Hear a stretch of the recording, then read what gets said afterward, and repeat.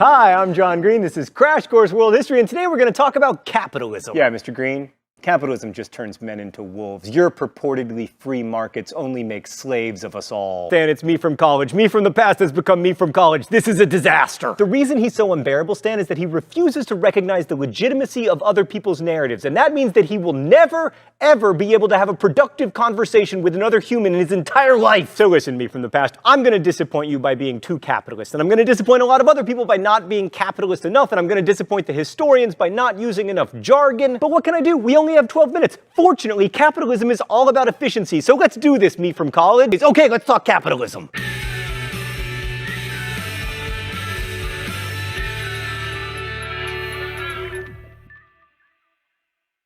So capitalism is an economic system, but it's also a cultural system. It's characterized by innovation and investment to increase wealth. But today we're going to focus on production and how industrial capitalism changed it. So let's say it's 1200 CE and you're a rug merchant. Just like merchants today, you sometimes need to borrow money in order to buy the rugs you want to resell at a profit, and then you pay that money back, often with interest, once you've resold the rugs. This is called mercantile capitalism, and it was a global phenomenon, from the Chinese to the Indian Ocean Trade Network to Muslim merchants who would sponsor trade caravans across the Sahara. But by the 17th century, merchants in the Netherlands and in Britain had expanded upon this idea to create joint stock companies. Those companies could finance bigger trade missions and also spread the risk of international trade. But the thing about international trade is sometimes boats sink or they get taken by pirates, and while that's bad if you're a sailor because, you lose your life, it's really bad if you're a mercantile capitalist because you lost all your money. But if you own 1/10 of 10 boats, your risk is much better managed. That kind of investment definitely increased wealth, but it only affected a sliver of the population, and it didn't create a culture of capitalism. Industrial capitalism was something altogether different, both in scale and in practice. Let's use Joyce Appleby's definition of industrial capitalism: an economic system that relies on investment of capital in machines and technology that are used to increase production of marketable goods. So imagine that someone made a Stan machine. By the way, Stan, this is a remarkable likeness. And that Stan machine could produce and direct 10 times more episodes of Crash Course than a human Stan. Well, of course, even if there are significant upfront costs, I'm going to invest in a Stan machine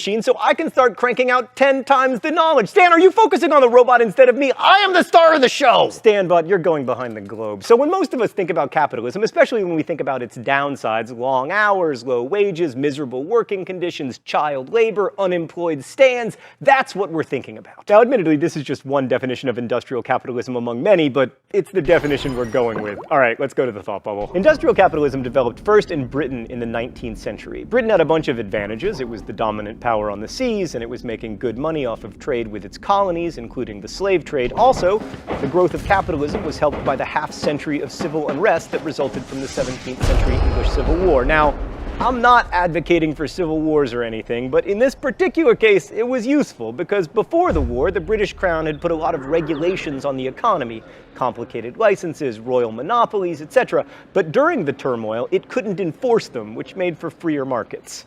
Another factor was a remarkable increase in agricultural productivity in the 16th century. As food prices started to rise, it became profitable for farmers, both large and small, to invest in agricultural technologies that would improve crop yields.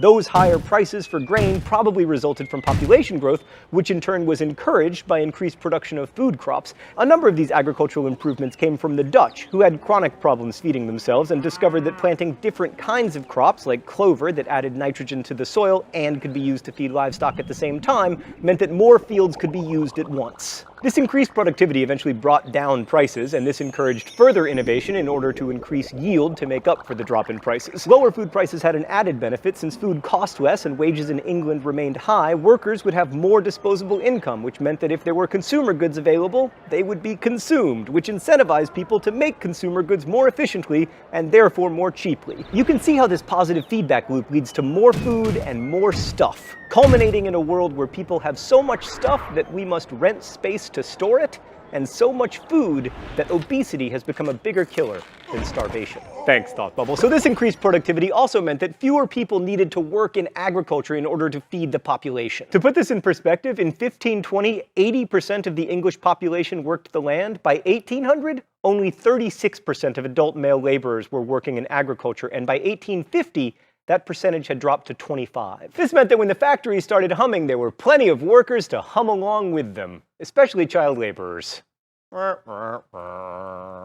So far, all this sounds pretty good, right? I mean, except for the child labor. Who wouldn't want more, cheaper food? Yeah, well, not so fast. One of the ways the British achieved all this agricultural productivity was through the process of enclosure, whereby landlords would reclaim and privatize fields that for centuries had been held in common by multiple tenants. This increased agricultural productivity, but it also impoverished many tenant farmers, many of whom lost their livelihoods. Okay, for our purposes, capitalism is also a cultural system rooted in the need of private investors to turn a profit. So the real change needed here was a change of mind. People had to develop the capitalist values of taking risks and appreciating innovation. And they had to come to believe that making an upfront investment in something like a stand machine could pay for itself and then some. One of the reasons that these values developed in Britain was that the people who initially held them were really good at publicizing them. Writers like Thomas Munn, who worked for the English East India Company, exposed people to the idea that the economy was controlled by markets, and other writers popularized the idea that it was human nature for individuals to participate in markets as rational actors. Even our language changed. The word individuals did not apply to persons until the 17th century. And in the 18th century, a career still referred only to horses' racing lives. Perhaps the most important idea that was popularized in England was that men and women were consumers as well as producers, and that this was actually a good thing because the desire to consume manufactured goods could spur economic growth. The main spur to trade, or rather to industry and ingenuity, is the exorbitant appetite of men, which they will take pain to gratify. So wrote John Kerry, one of capitalism's cheerleaders in 1695, and in talking about our appetites, he wasn't just talking about food.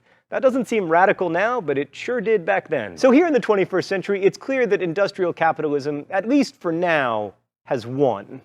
Sorry, buddy, but you know, you gave it a good run. You didn't know about Stalin. But capitalism isn't without its problems or its critics, and there were certainly lots of shortcomings to industrial capitalism in the 19th century. Working conditions were awful, days were long, arduous, and monotonous. Workers lived in conditions that people living in the developed world today would associate with abject poverty. One way that workers responded to these conditions was by organizing into labor unions. Another response was in many cases purely theoretical: socialism, most famously Marxian socialism. I should probably point out here that socialism is an imperfect opposite to capitalism, even though the two are often juxtaposed. Capitalism's defenders like to point out that it's natural, meaning that if left to our own devices, humans would construct economic relationships that resemble capitalism. Socialism, at least in its modern incarnations, makes fewer pretenses toward being an expression of human nature. It's the result of human choice and human planning. So socialism as an intellectual construct began in France. How'd I do, Stan?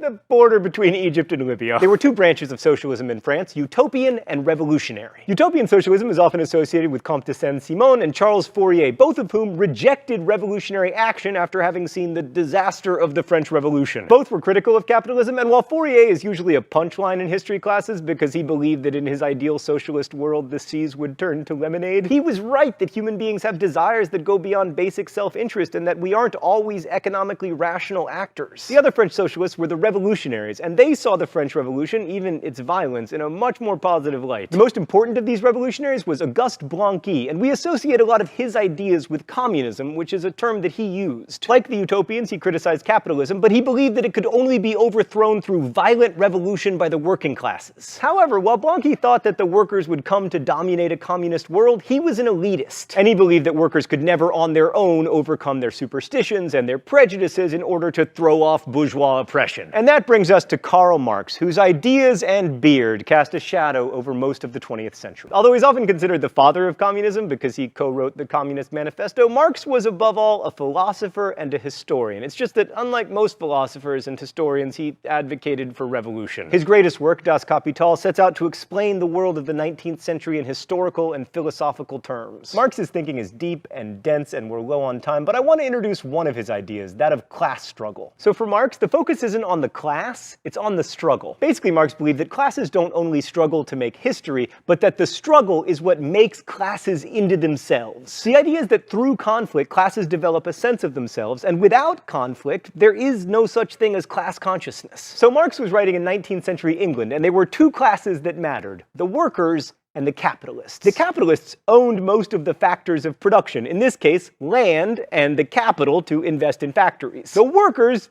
just had their labor. So the class struggle here is between capitalists who want labor at the lowest possible price and the workers who want to be paid as much as possible for their work. There are two key ideas that underlie this theory of class struggle. First, Marx believed that production, or work, was the thing that gave life material meaning. Second is that we are by nature social animals. We work together, we collaborate, we are more efficient when we share resources. Marx's criticism of capitalism is that capitalism replaces this egalitarian collaboration with conflict, and that means that it isn't a natural system after all. And by arguing that capitalism actually isn't consistent with human nature, Marx sought to empower the workers. That's a lot more attractive than Blanqui's elitist socialism, and while purportedly Marxist states like the USSR usually abandon worker empowerment pretty quickly, the idea of protecting our collective interest remains powerful. That's where we'll leave it for now, lest I start reading from the Communist Manifesto. But ultimately, socialism has not succeeded in supplanting capitalism as its proponents had hoped. In the United States, at least, socialism has become something of a dirty word. So industrial capitalism certainly seems to have won out. And in terms of material well-being and access to goods and services for people around the world, that's probably a good thing. You keep falling over. You're a great bit, but a very flimsy one. Actually, come to think of it, you're more of an 8-bit. But how and to what extent we use socialist principles to regulate free markets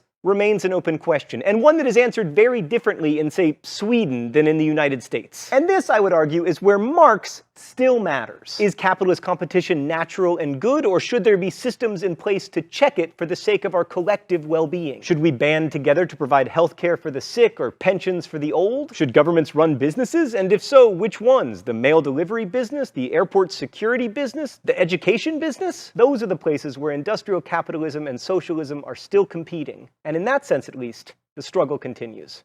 Thanks for watching. I'll see you next week. Crash Course is produced and directed by Stan Muller. Our script supervisor is Danica Johnson. The show is written by my high school history teacher, Raoul Meyer, and myself. We're ably interned by Meredith Danko, and our graphics team is Thought Bubble. Thanks for watching Crash Course, and as we say in my hometown, don't forget to be awesome. All right, Stan, bring the movie magic. Yes!